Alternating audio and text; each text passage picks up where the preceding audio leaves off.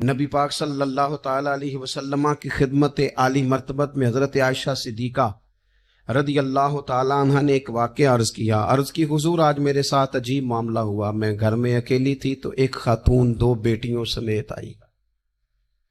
اس نے کہا کہ میں بھی بھوکی ہوں، میری بیٹیاں بھی پریشان ہیں، کھانا نہیں کھایا۔ سیدہ پاک کہتی ہیں یا رسول اللہ میرے پاس بھی 3 کھجوریں تھیں گھر میں پڑی، یہ 2 جہاں کے شاہ ہے پر پاس کچھ رکھتے نہیں، اور 2 جہاں کی نعمتیں ہیں ان کے خالی ہاتھ میں۔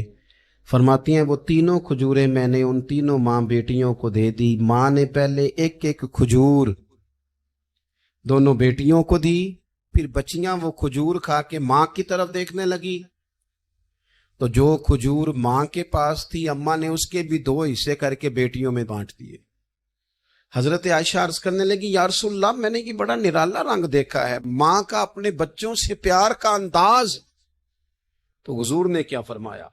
نبی پاک علیہ الصلوۃ والسلام فرمانے لگے سن پھر اللہ تعالیٰ نے اس عورت پر جنت کو واجب کر دیا ہے، فرمایا اللہ نے اسے جہنم سے دور کر دیا ہے جو بیٹیوں کے معاملے میں آزمایا گیا، اور جس نے پھر ان کے ساتھ اچھا سلوک کیا۔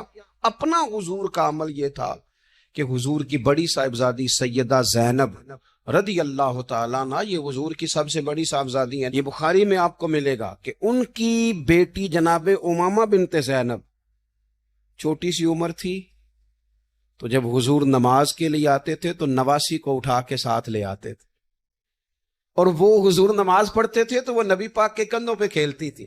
حضور نے عملاً بیٹیوں سے پیار کرنا سکھایا، بیٹیوں سے محبت کریں، بیٹیوں سے پیار کریں۔ بیٹیاں بڑی خیرخواہ ہوتی ہیں، بیٹیاں ماں باپ کی بڑی وفادار ہوتی ہیں، بیٹیاں بڑا خاص تعلق رکھتی ہیں۔ جوانوں آپ سے بھی کہوں گا بہنوں کی طرف توجہ رکھیں، جو کسی کی بہن آپ کے گھر ہے اس کا بھی خاص احساس کریں، وہ بھی کسی کی بہن ہے، لیکن اپنی بہن کے ساتھ بھی خاص نسبت کا تعلق قائم رکھیں۔ رشتوں میں اعتدال ہونا چاہیے۔ اس صنف کو نبی پاک علیہ السلام نے خاص کر کے نوازا ہے، اور ہمارا بھی ان کے ساتھ خاص رشتہ ہونا چاہیے۔ اسی طرح کا معاملہ یتیموں کے ساتھ ہے، کمزوروں کے ساتھ ہے۔